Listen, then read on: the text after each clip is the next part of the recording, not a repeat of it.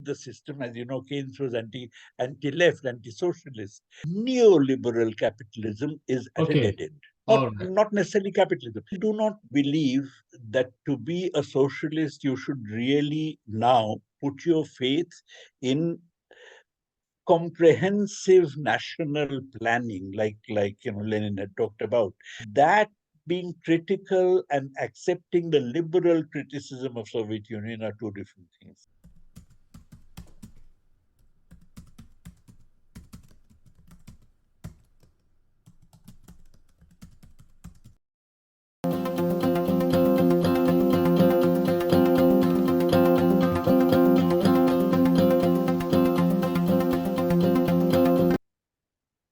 Hello and welcome to another episode of India and Global Left. Today we have with us one of the leading Marxist thinkers of our time, Professor Prabhat Patnaik.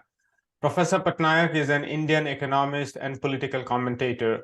He taught at the Center for Economic Studies and Planning in the School of Social Sciences at Jawaharlal Nehru University in New Delhi, India. He was the vice chairman of Kerala State Planning Board from June 2006 to May 2011.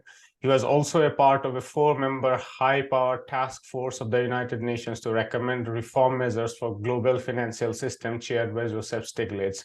Earlier, he completed his education from Oxford University as a prestigious Rhodes Scholar.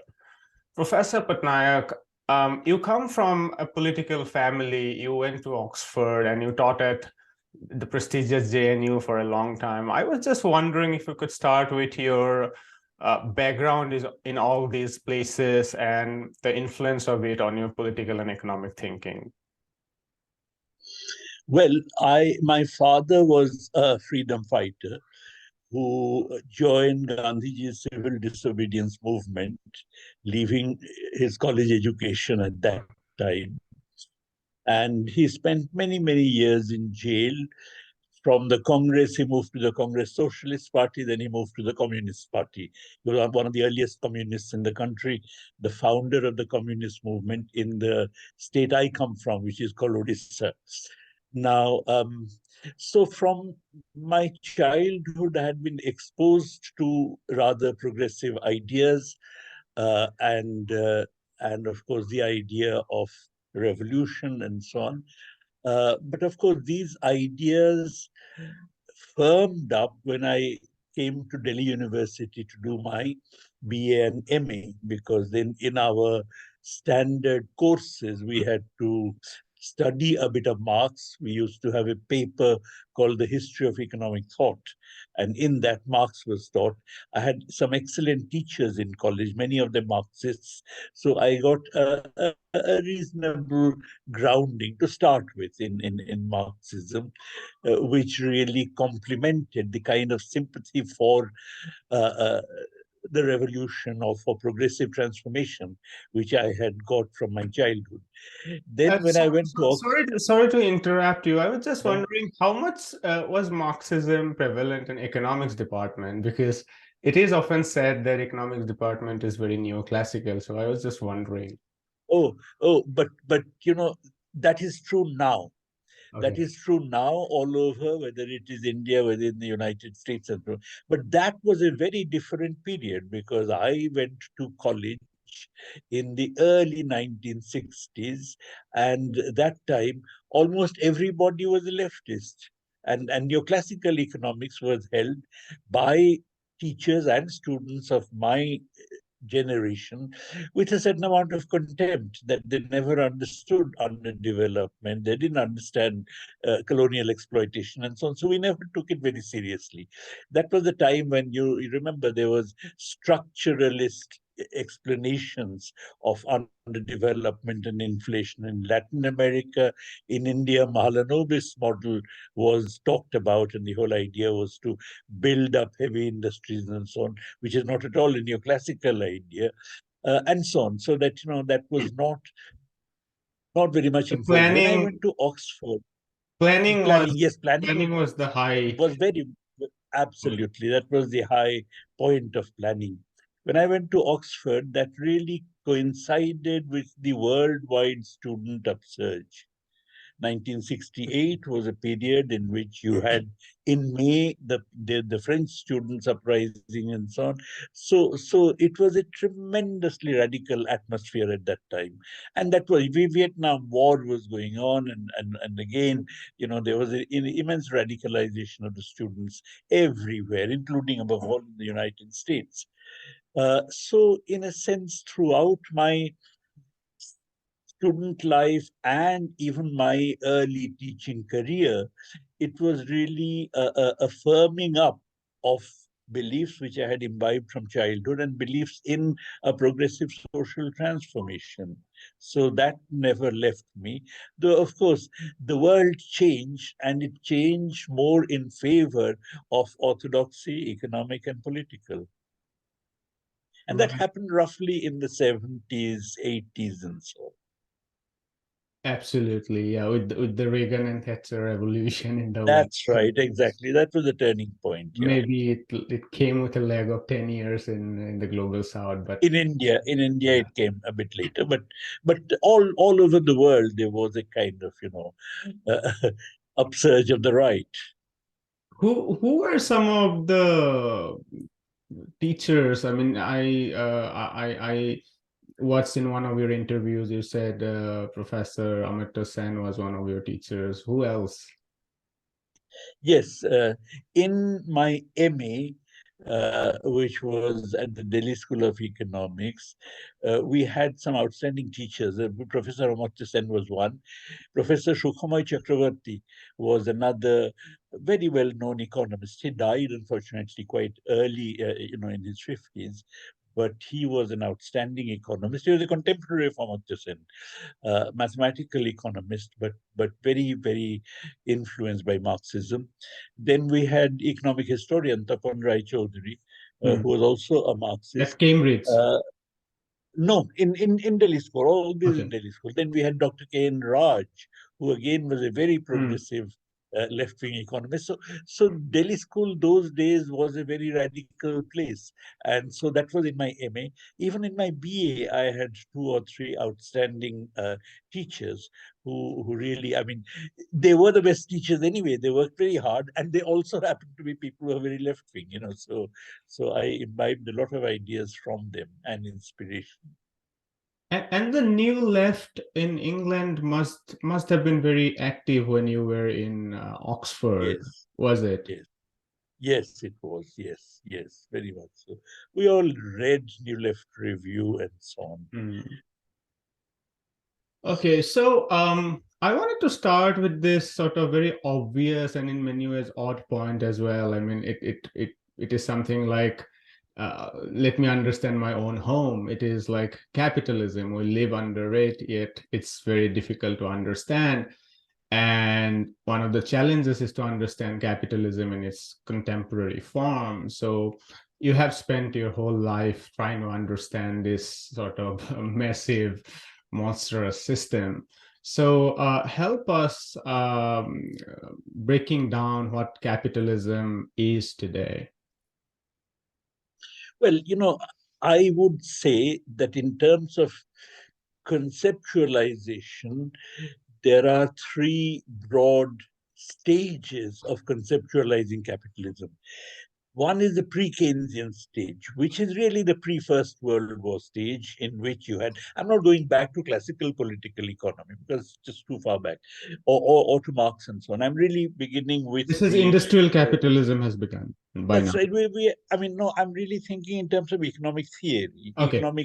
economic perceptions of capital, economic theorists' perceptions of capitalism, which is not too different from capitalism as it was. In other words, there's a relationship between the two.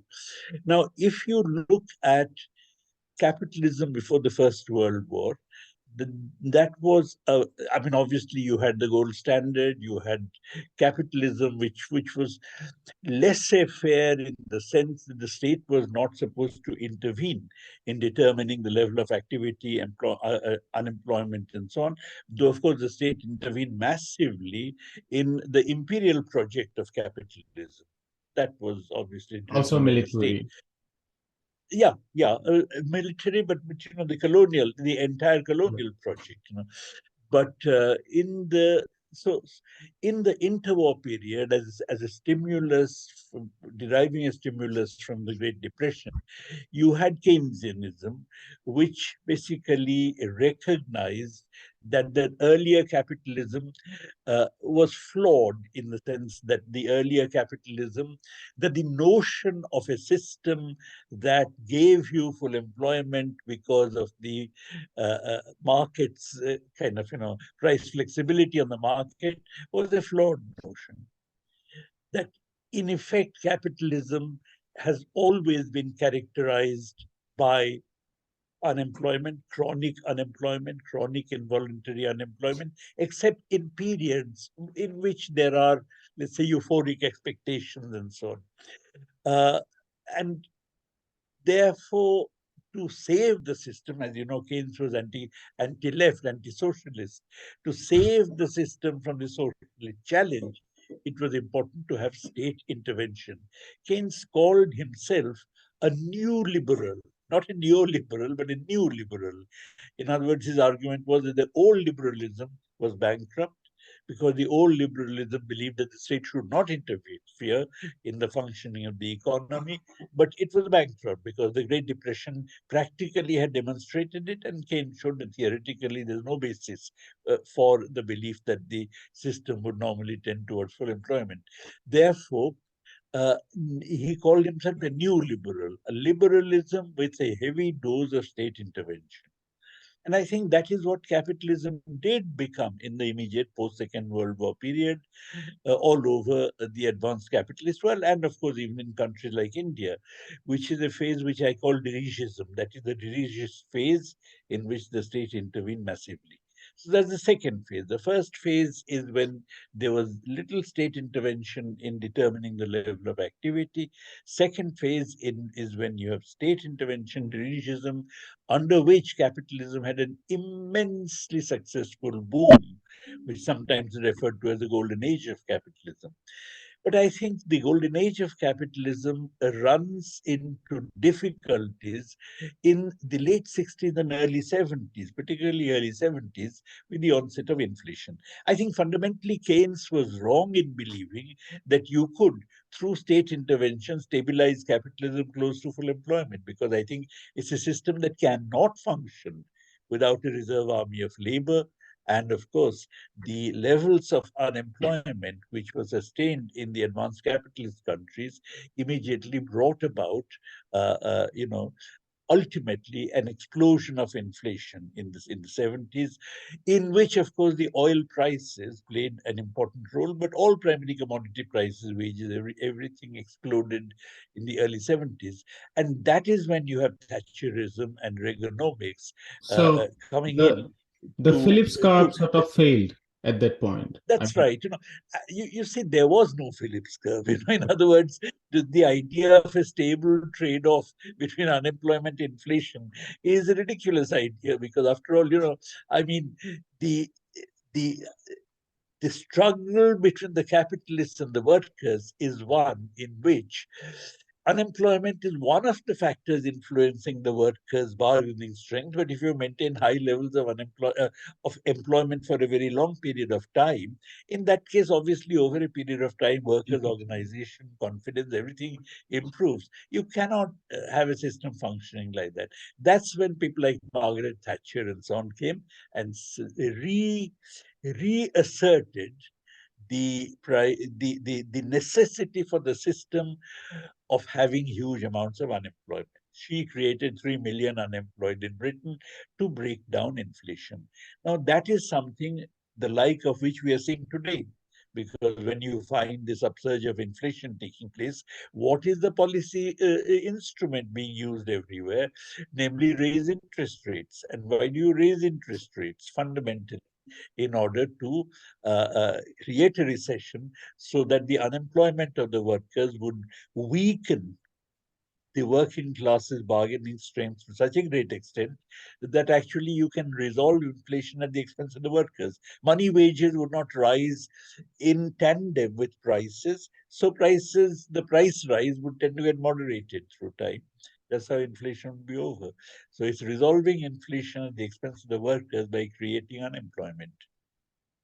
So, So that's the third phase, which is the phase we are in, and that is what I would call neoliberal capitalism, in which state intervention is minimized. You actually have, I mean, state intervention in determining the level of activity and unemployment is minimized. not everywhere. And I mean, the state functions in order to, generally help the capitalists, instead of a kind of umpire sitting on top and trying to kind of improve a little bit the conditions of the workers and so on and so forth. The state is exclusively devoted to improving the state of confidence of the capitalists by making transfers towards them and so on. So that is a phase we are in, and that is a phase in which, but there's a difference between the capitalism as it exists now and the capitalists in the capitalism in the pre-First World period, the pre-First World War period, namely that even though state intervention is not there in those particular spheres in which Keynes had insisted upon there being state intervention, welfare capitalism is rolled back, but now we have globalized capital, which we did not have at that time, particularly globalized finance. And because you have globalized finance, you cannot have the nation state having the autonomy to intervene or to do anything, even if the nation state wanted to intervene in favor of the poor and the people generally. So, So that's why I call neoliberal capitalism, globalized neoliberal capitalism. Yes. in a way, you were also saying that the second phase, the sort of First World War to 1970s, 80s, where the state started to intervene, or state was forced to intervene in sectors of economy, was in many ways an anomaly for capitalism, because it Yes. did sort of lower unemployment. There was Yes. wage rise, and that was threatening for maintaining a return. Absolutely. In that phase, I would say the Great Depression really, in a sense, is not something that falls into that phase, but prepares the ground for the phase. Because I mean, Great Depression is one where it showed the bankruptcy of the earlier capitalism. Okay, Right. but on the other hand, for capitalism to actually reconstitute itself, reconfigure itself in order to have greater state intervention, we had to wait till the war years, till the war was over. Social democracy came into its own only in post-war Europe. So, of course, you had already had the New Deal before the war, but still. All right. Now, yes, that is absolutely what you're saying is absolutely right. One of the things that strike me as something in contrast with the Great Depression phase or the interwar phase and now is that with the Great Depression, capitalists sort of agreed, at least large sections of it, that it was very unstable by itself. There was cutthroat competition, which led to price depression, and that created huge problems. And in many ways, the New Deal was the capitalists calling the state to rescue them. Um, of late, I mean, with the global financial crisis of 2008, we have seen the capitalist class calling the state again to rescue them. But perhaps monopoly has increased to such an extent that the capitalist class has become more powerful than before vis-a-vis the state. Am I right in making that reading? The way I would put it is this, that basically, of course, the capitalists would want the state to intervene in a way which overcomes the crisis. So the capitalists are not particularly interested in having a crisis in the Right. system.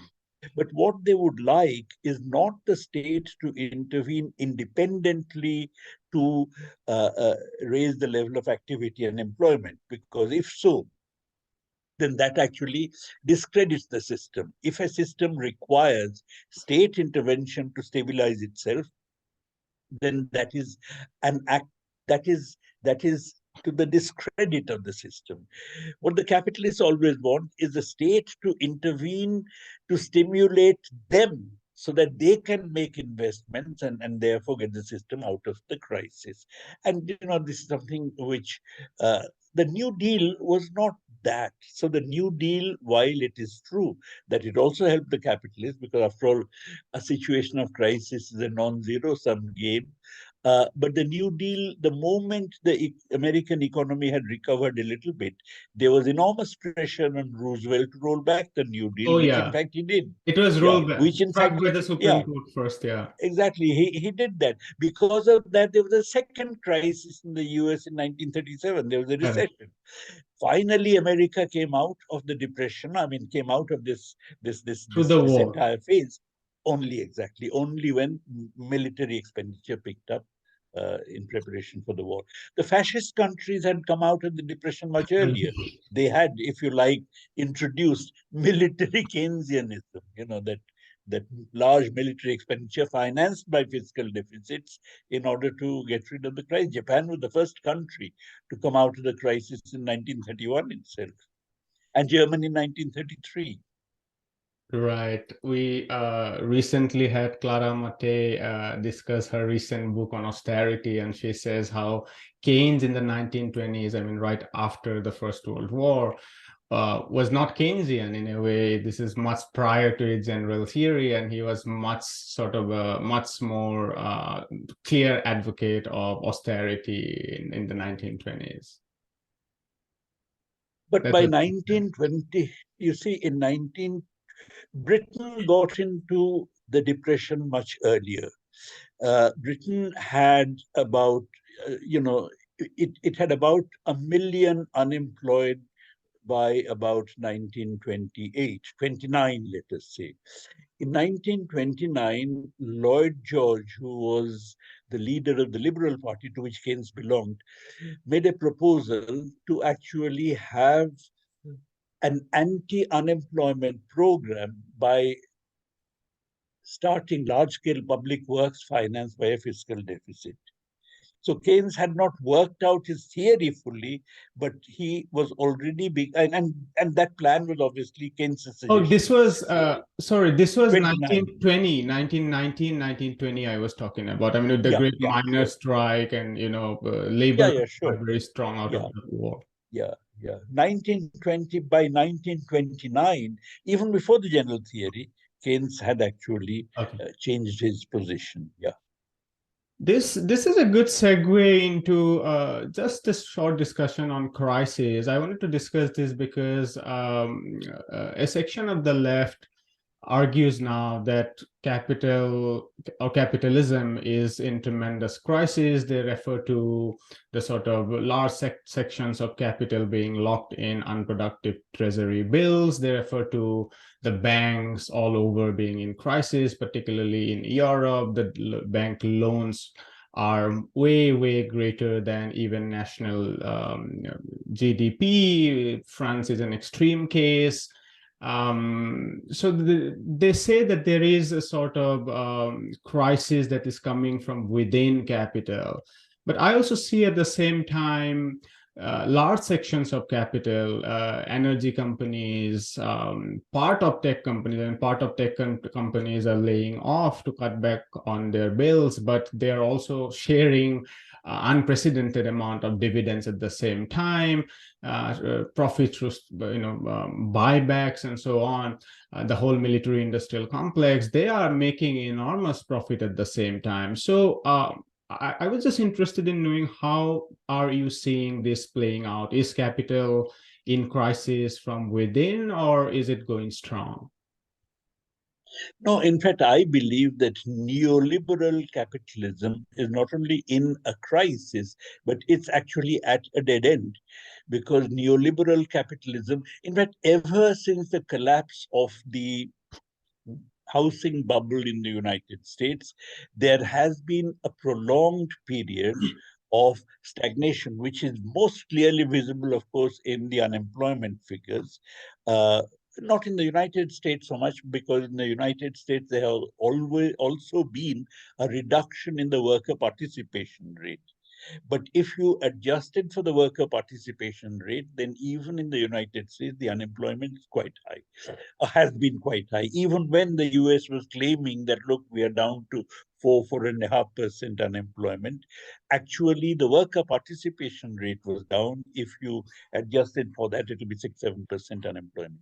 So the point is that, under neoliberal capitalism, precisely because state intervention of the kind that Keynes had wanted is really not possible. Why not? Because you see, if the state intervenes to expand aggregate demand, then it must finance its expenditure either through a fiscal deficit or by taxing the rich, by taxing the capitalists. Because if you tax the workers, they more or less consume. If you tax them $100, they would be consuming that $100 anyway, so their consumption goes down. And if the state spends those $100, there's hardly any net increase in aggregate demand. So the net increase in aggregate demand arises only when either you don't tax anybody, in which case you enlarge the fiscal deficit, or you tax the relatively well-to-do, the rich, in which case a part of the taxes come out of the savings, and therefore there is a net increase in aggregate demand. Now, both these ways of financing are really out under neoliberalism, because the fact that both these ways of financing are ruled out is enforced by a situation where finance is globalized while the state remains a nation state. A state that increases government expenditures would be a nation state, would be the French state, let us say. But on the other hand, if finance is globalized, in that case, you find that, that finance doesn't like it, they'll just quit and go somewhere else. In fact, this is not just now. It was evident in France when Mitterrand was the president. You see, Mitterrand came to power on the promise of getting rid of unemployment. And upon coming to power, he actually started a Keynesian policy of reflating the economy. But within 6 months of his doing so, there was capital flight from France. You actually had a collapse of the franc in the foreign exchange market and so on, and Mitra had to pull back. So the point is that in a situation where you have a neoliberal regime where finance is free to move across country borders, uh, commodity capital and finance, they're all more or less relatively free to move across country borders. The ability of the state to pursue the kind of measures that would increase aggregate demand is extremely limited. Now, that being the case, you really, under neoliberalism, have booms because of bubbles. I mean that fundamentally, under neoliberalism, the main source of booms, the main thing that simulates booms, is the formation of bubbles. And with the collapse of the bubble, of the housing bubble, you really haven't had anything similar, and therefore there is protracted period of stagnation. Joe Biden tried to change this recently, as you know. COVID, He during he, COVID. he took advantage of the COVID situation to enlarge the U.S. fiscal deficit Oh, and like to get some student kind debt, of yeah. an, To yeah, some extent, uh, yeah. to some extent. But I think it was a kind of, it was a half-hearted effort to get the system going, even when the COVID had had got suppressed, to get a new boom and so on. But on the other hand, as we know, that is something which has now run aground again because of the inflation that has been unleashed. So I would say that, that, okay, now obviously all segments of capital don't necessarily lose because of this Hmm. uh, crisis. And what is more, any crisis is a situation where it is production that suffers, and therefore the profits made in production. But on the other hand, profits through speculation do not necessarily suffer. And so that kind of thing, like we used to generally think in terms of economics in the old days, that depression means that you have a fall in profits. Not necessarily, because you can have financial profits even when profits from production go down. Yeah, I mean, this is very interesting for one reason you were saying that Keynesianism itself, I mean, which I at least used to imagine it as a relatively stable system. What you are suggesting is it's a very unstable system in itself, and neoliberalism is not something which we should be surprised of, but it's the sort of class struggle within a Keynesian state that results in it. But I mean, and that makes sense. I still want to ask you about when you said that capitalism is at its dead end, and many are saying this. Like recently, I went to a conference. Jason Moore, one of the environmentalists, say that he used the term zombie capitalism, and Yanis Varoufakis has his own term. The difficulty I'm having with this is that capitalism has been limping with all the crises, right? I mean, do you mean a dead end means that we are seeing some post-capitalist times? What do you mean? No, no, no. Let me be very precise. Mm. I mean that neoliberal capitalism is at a Okay, dead end. all right. Not necessarily capitalism, but capitalism itself has not really visualized a post-neoliberal future for itself. Okay. Now there's a big difference here. When Keynes, even long before he wrote the general theory, as I was saying earlier, Keynes had actually visualized a capitalism uh, which would be stable, he thought, in which there'll be state intervention. And Keynes was very clear that actually the pre-depression capitalism had really relied on colonial markets to stabilize itself. You see, capitalism is in itself a fundamentally unstable system which used imperialism or colonial markets to stabilize itself. It also used the colonial extraction of surplus in the form of raw materials to prevent inflationary pressures. In other words, inflation is kept in check because of colonialism. Now, with the colonial uh, system more or less coming to a kind of dead end by the time of the First World War, not in terms of extracting raw materials, but Mhm. certainly in terms of markets getting exhausted. I mean, in a poor third world country, once you have deindustrialized substantial sections of the population, you cannot really hope to keep growing on the basis of those markets. Keynes had already visualized that the state could come in to provide the markets. And that is what happened in the post Second World War period. Today, I believe neoliberal capitalism is at a dead end, but it is not very clear what the next phase of capitalism is going to be. And that is where I was suggesting that generally from whatever is occasional writings in the Financial Times, what Joe Biden is thinking and so on, the idea is that we can actually go back to Keynesianism. Okay. But that, I believe, is not really practicable. But that is something that they may try, a revival of Keynesianism. But fundamentally, I think the neoliberal capitalism is at a dead end. And, I mean, the political manifestation of this is the huge numbers of strikes and workers' struggles breaking out all over the capitalist world, including particularly in Europe and in Britain. Yeah. Right. This is actually a good segue into my next question, which is about what next. I mean, in neoliberal capitalism in crisis, Rosa Luxemburg famously said that when the old regimes were in crisis during the First World War, she said it may be socialism, but it can also be barbarism.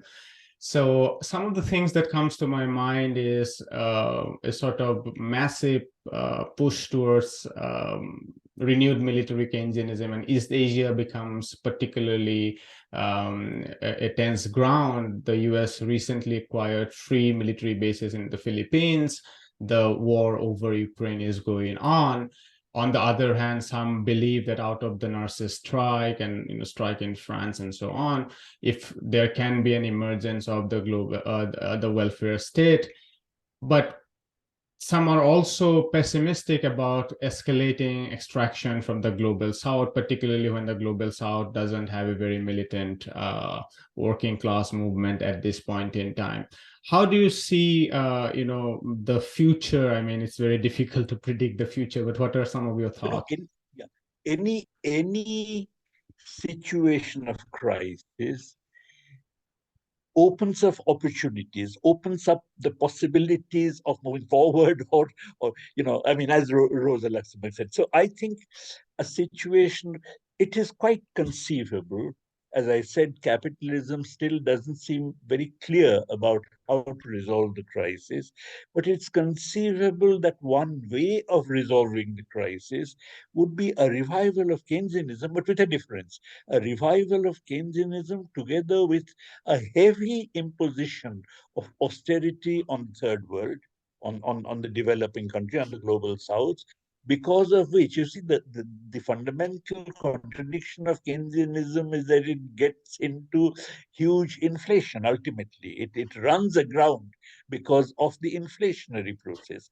But inflation can be kept in check through, as it were, a kind of recolonization of the third world. I don't mean political recolonization, but the imposition of such austerity that you compress incomes in the third world, keep down the prices of the raw materials and of primary commodities of various kinds, and thereby you check inflation. So that is one possibility. I mean, that a revival of the global north by a squeezing of the global south. Hmm. Okay, that is not what happened in the post-Second World War period, because that was a period Correct. of decolonizing, in which not only the global north, but even the global south was really witnessing dirigism of various kinds.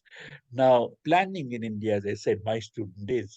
But so that is one possibility. And many But the of the other possibility, military, many of the military regimes in Africa and Latin America were not necessarily, I mean, neoliberal in the 50s and the 60s. exactly, not at all. On the other hand, you actually had Nyerere talking about African socialism, you had Nkrumah, you had Lumumba, you had a whole string of outstanding African leaders who were really visualizing some version or the other of African socialism. So the thing is that that today we live in a world in which, therefore, there would be, if you like, a reassertion, a strengthening of imperialism, in order to make a revival in the global north possible by squeezing the global south. And in the north, you can have a revival of Keynesianism for making this possible. But the alternative is something which is for which again the scope is created, and that's a movement towards socialism. I don't mean that suddenly one day there's a revolution, barricades are set up and so on, but I mean that that the governments, under pressure from the working class, let us say, are forced to, in the north and possibly in some countries in the south, are forced to go back on austerity, to increase welfare expenditures and so on. Not the existing governments, but new governments that are responsive to the workers' and peasants' demands. So more left-wing governments to start with, not necessarily revolutionary, but more left-wing governments. And if that happens, then of course that sets up a whole dialectic, because after all, when that happens, then private sector doesn't invest, then you have to have public investment. To finance public investment, you tax the capitalists and so on. So that may set up a dialectic that actually takes us towards socialism. Through an effort to build welfare capitalism, we may be forced to move towards socialism. So that is something which is far from being foreclosed. I think that's a real possibility, and I put my hopes on that.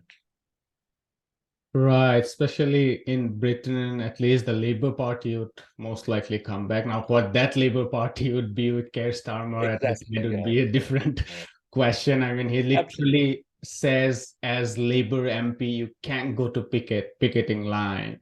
I mean, that's the sort of Labour I know. Party we Yeah. have. Yeah. And in the US itself, I mean, the all the sort of optimism about, at least from the top, the Sanders movement has been extinguished now. I mean, of course, there is a groundswelling of unionizations and strikes that's going on, and that keeps the hope alive.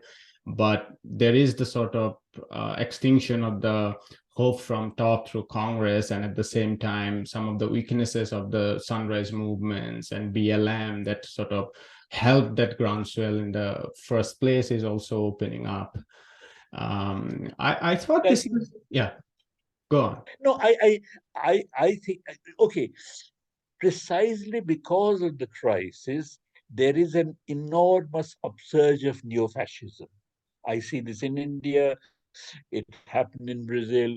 It happened with Trump in the United States. It is there, in France, for instance, Marine Le Pen and so on. So there is a move. And of course, in many countries like Turkey and Poland and Hungary and so on, you actually have neo-fascist regimes of various kinds. I think the struggle to overcome neo-fascism, the struggle to overcome, to reinstate democracy would require a revival of the welfare state agenda. And that is something which not possible under capitalism, unless you go for that squeeze on the third world that I was talking about. But if capitalism, if if if as it were welfare capitalism uh, turns its back upon imperialism of that kind, then you'll have to move towards socialism. Okay. Therefore, I don't think it's such a far-fetched idea. And I think the real hurdle towards a socialist movement today is really the timidity of large segments of the left. I mean, Right. the British Labour Party, they actually conspired to overthrow Jeremy Corbyn. And similarly, in the US, they conspired to ensure that, uh, that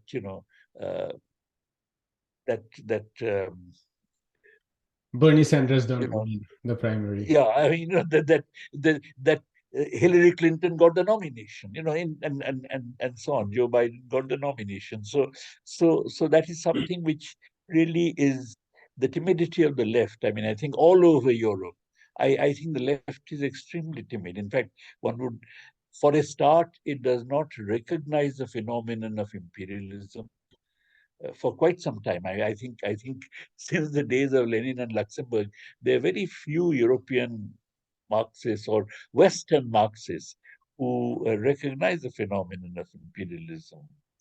So in that sense, they are, I believe, hegemonized by liberalism intellectually. This is a great place to enter the discussion of the state and state ownership itself and some of the previously existing or today actual socialist system. But if we can just get out of our way very quickly, since you have already laid out your thesis, I was just tempted to ask you, what are our revered David Harvey's disagreement with you on the thesis of colonial capitalism? If you can just summarize for those of our viewers who haven't gone through that. No, David Harvey does not believe that imperialism is a category which continues to make any sense. In other words, he would say that yes, earlier you may have had imperialism, but not now. Okay. Now, we don't agree with that because I'll tell you, I believe imperialism is built into the system of capitalism. The industrial capitalism came into its own through the Industrial Revolution. The Industrial Revolution was in Britain in cotton textiles, but Britain can't grow any raw cotton. And Right. consequently, from the very beginning, industrial capitalism was made possible because of acquiring food grains and raw materials and primary commodities from the global south, typically from the tropical and subtropical regions of the world. An industrial revolution happened in the temperate regions. The thriving of capitalism was in the temperate regions, and it had begun by relying on the tropical and subtropical regions, and it continues to do so. You Which know, includes the David, US South, you see, like slave the point capitalism. is, as you have capital accumulation, your demand for a variety of commodities keeps growing. It may not be the same commodities. There may be change in the pattern of commodities you require. But on the other hand, your demand for these commodities keeps growing. Now, how do you make sure? You see, the tropical land mass is given. Okay, it's limited. It's more or less used up. How do you make sure that you actually keep getting the commodity you require. David Ricardo had posed this problem, because of which he had said that ultimately you reach a stationary state when you can't actually raise any more of the raw materials. But you don't reach a stationary state. What you actually do is to squeeze the absorption of those commodities in the regions of the tropics and subtropics in order to This is get his more of them division of labor. available.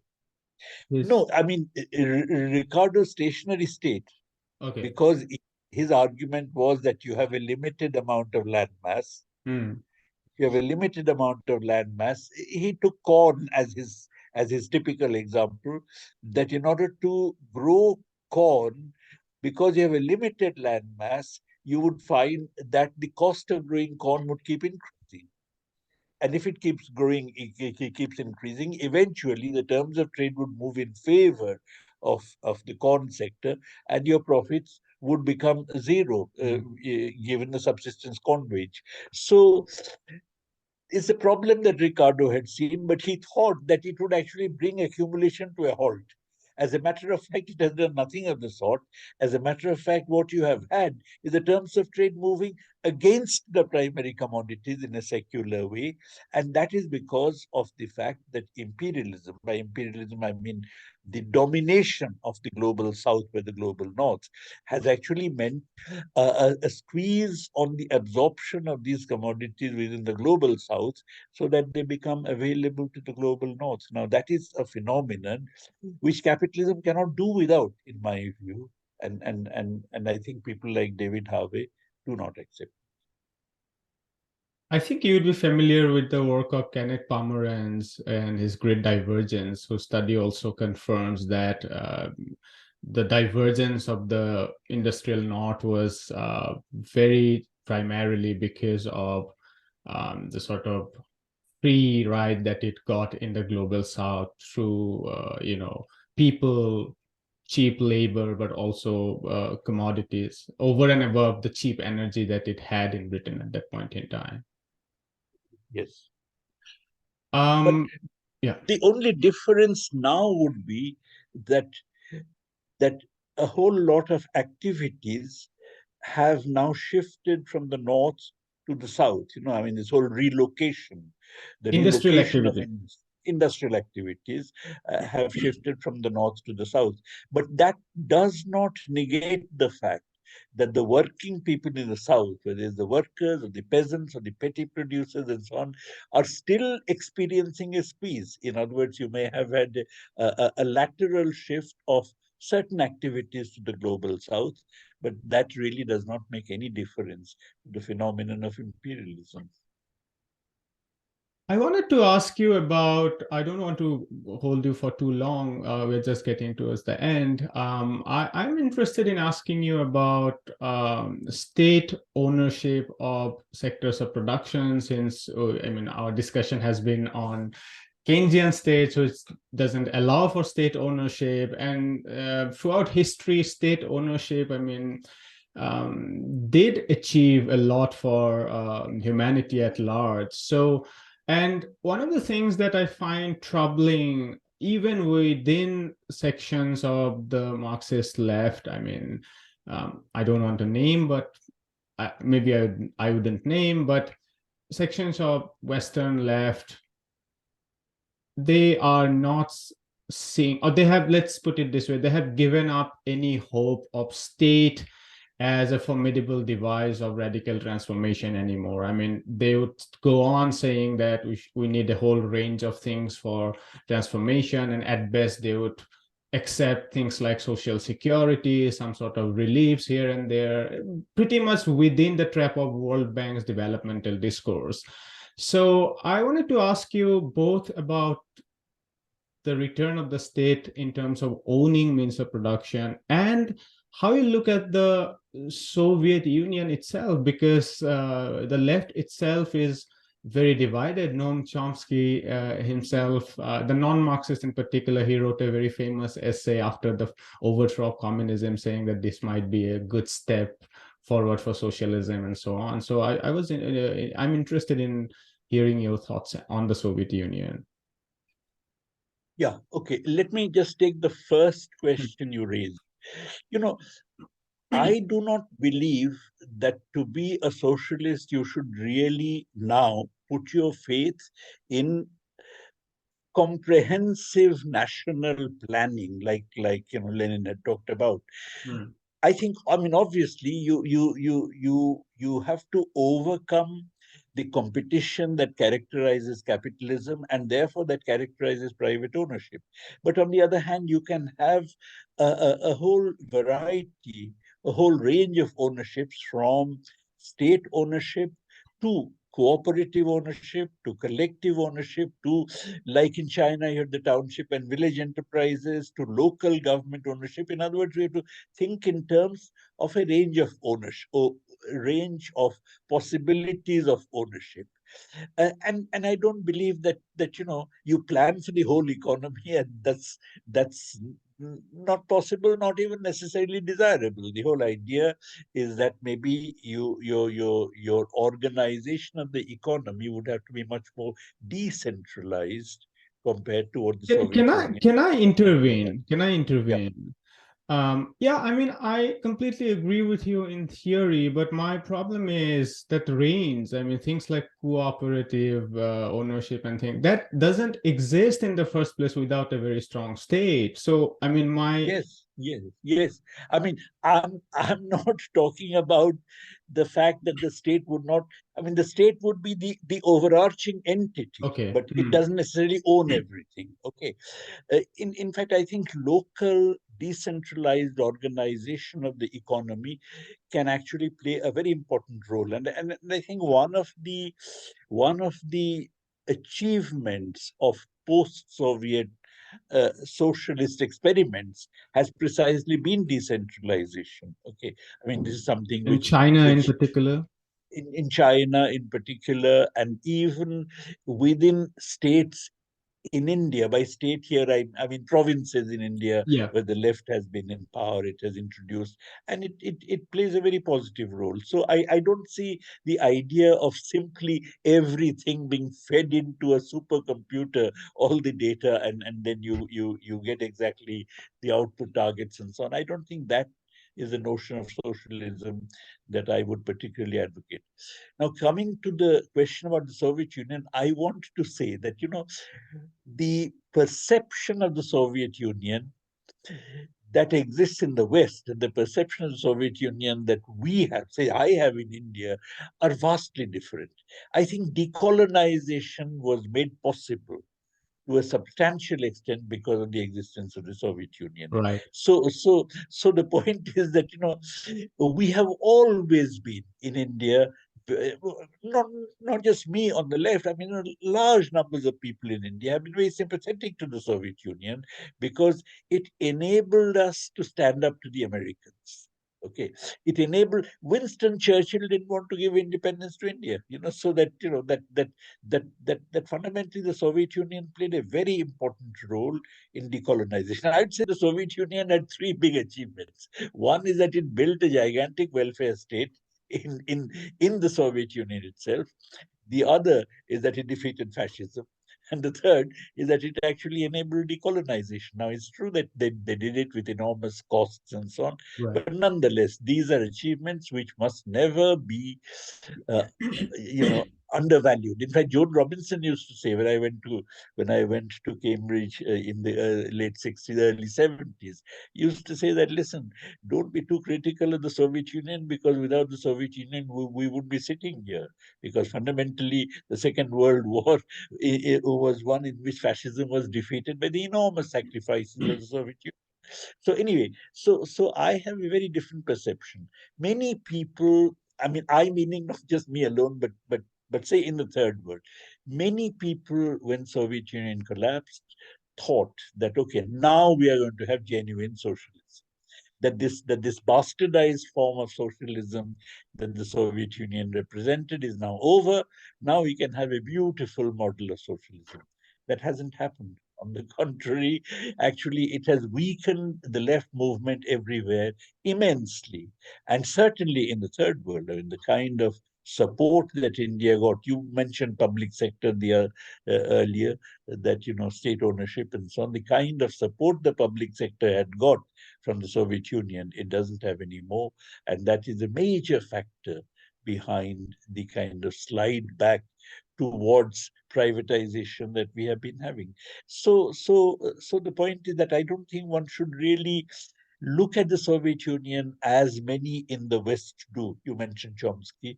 Even many Western socialists and communists would actually say that, all right, Soviet Union is gone, good riddance. Now we shall have a beautiful socialist order. We shall not have, because the kind of the attack on the Soviet Union, and accepting that attack on the Soviet Union. I mean, one can be critical of the Soviet Union. I was very critical of the Soviet Union. All of us were as students and so on. But that being critical and accepting the liberal criticism of Soviet Union are two different things. If you do the latter, you're hegemonized by liberalism, and of course that's the beginning of losing faith in the left cause. Right. This is very interesting. You said that in the global south, the perception of Soviet Union, at least up until it was overthrown, or I would say probably up until 80s, was very different. And this is hard to imagine because especially the next generation in the global south, which was fed on the sort of Western propaganda, don't necessarily have that same perception of the Soviet Union. That's right. Yeah. I remember yeah, sure. Yeah, please. I remember doing a little bit of research on those Bombay strikes in 1928, 29, and this was also the time when trade union was federalizing.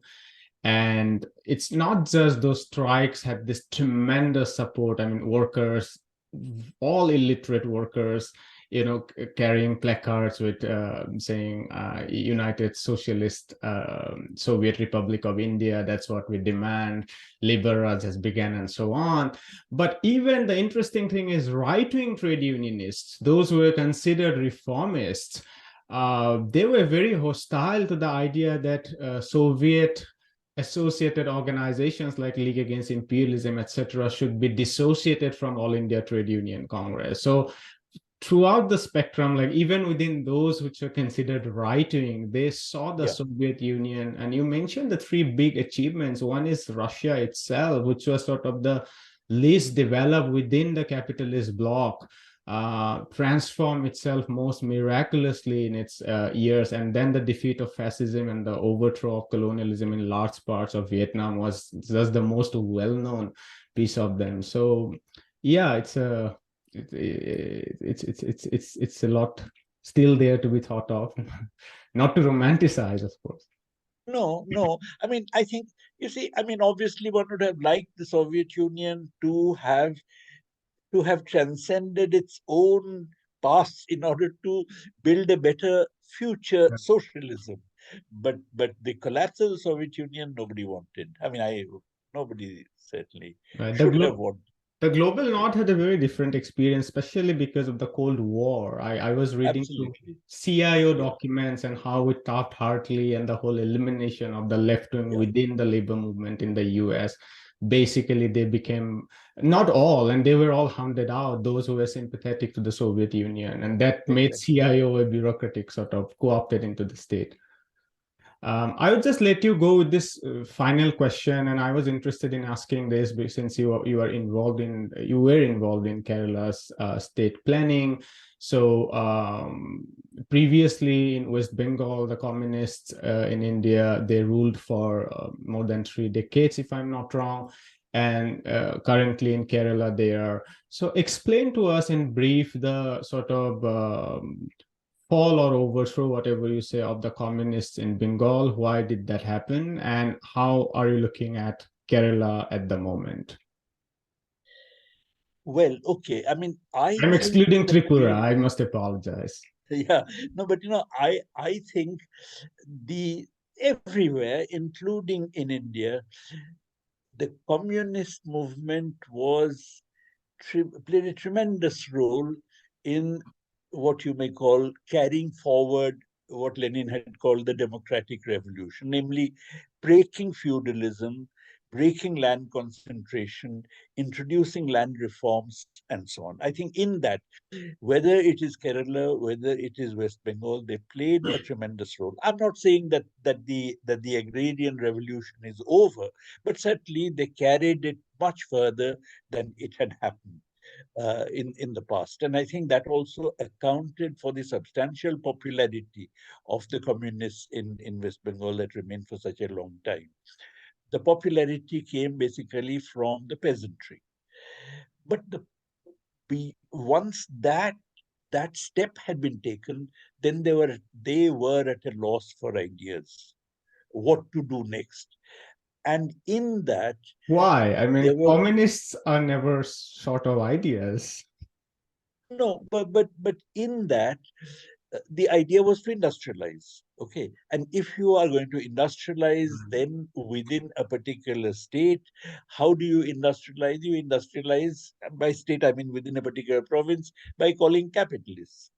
And when you call capitalists, this kind of industrialization, which is happening everywhere in India or elsewhere, is something which is anti-peasant, because it takes away land from the peasants and it This takes is away something land we from saw in the West agriculture. Bengal towards the last phase of. Absolutely. So they lost the support of the peasantry in order to industrialize the state in the conventional way. I think when I say didn't have ideas, what I mean is that the idea would have been how to industrialize the state without losing peasant support. But Correct. I think what they did is that they tried to industrialize the state in the conventional way, which basically meant they lost peasant support.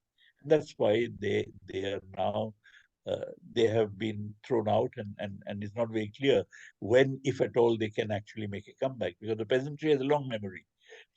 Just as it kept them in power for 30 odd years, it can also keep them out of power for 30 odd years. So it's not very Right. clear. But I think that is where the communists should have experimented with things like peasant cooperatives themselves owning industries. In other words, they should have gone in for collectivization, and they should have gone in for collectives themselves owning industry. So industrialization with a peasant collective base, that could have been tried. I mean, I'm not saying that is something which would necessarily have succeeded, but that could have been tried. But they didn't try anything. They just went for the conventional kind of capitalist industrialization. And my fear is that in Kerala, again, we may well be moving in a similar direction, because once more, there is no there is no kind of, no innovation. I mean, that is the real problem. There's no innovation with the socialist model. Let's see. Thanks. I appreciate your time. It's been an hour you have given us, and it's such a privilege to have you on our show. Thanks so much for your No, time. thank you very much.